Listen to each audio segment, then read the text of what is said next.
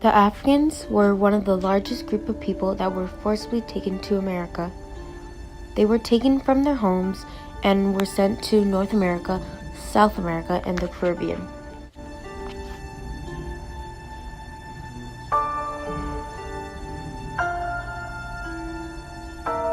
Some European vessels would exchange goods for slaves. They would sail to America to trade the slaves for agricultural products, and if there were still some left, they would be sold in the next location.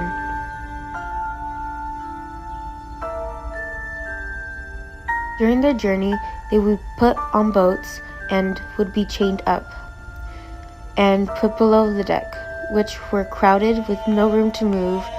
They were forced to travel in these terrible conditions, naked and lying in filth.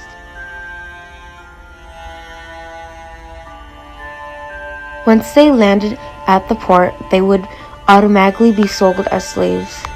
They would be used to cook, clean, and do field work. They were sold all over the U.S. and other countries. If they were fortunate enough to be a housemaid, they would somewhat live a better life than would if they worked in the fields.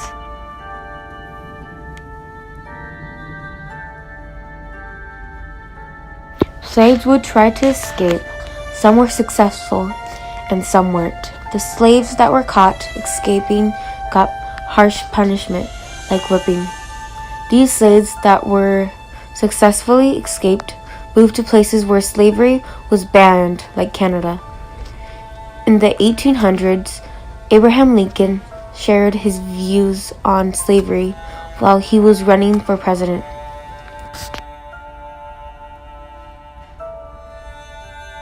He believed that slavery was morally wrong. This caused conflict around the U.S.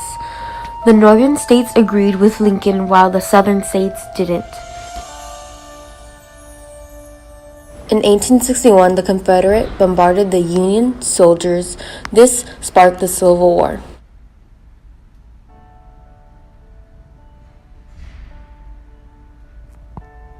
In 1863, President Abraham Lincoln issued Emancipation Proclamation.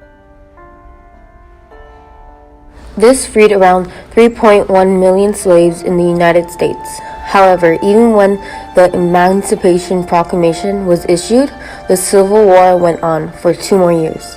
The Civil War ended in 1865, when the last Confederate Army was surrendered. Even after slavery was abolished, there was still discrimination against the African American. In the 1900s, racial segregation was very common. Segregation laws were put in place, especially in the South. African Americans and white people could not go to the same school, work together, use the same bathrooms, and so much more. African Americans thought this was unfair. So, people like Rosa Parks and Martin Luther King protested.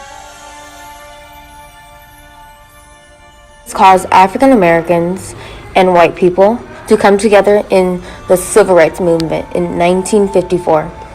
They would do nonviolent protests and end up getting beat up or put in jail. The Civil Rights Movement went on for 10 more years. In 1964, President Lyndon B. Johnson signed the Civil Rights Act, which outlawed discrimination based on race, color, religion, sex, or nationality. It's now 2018. Even though discrimination was outlawed, there are still things like police brutality, brutal racism, and more. Even though we come so far, we still have a long way to go.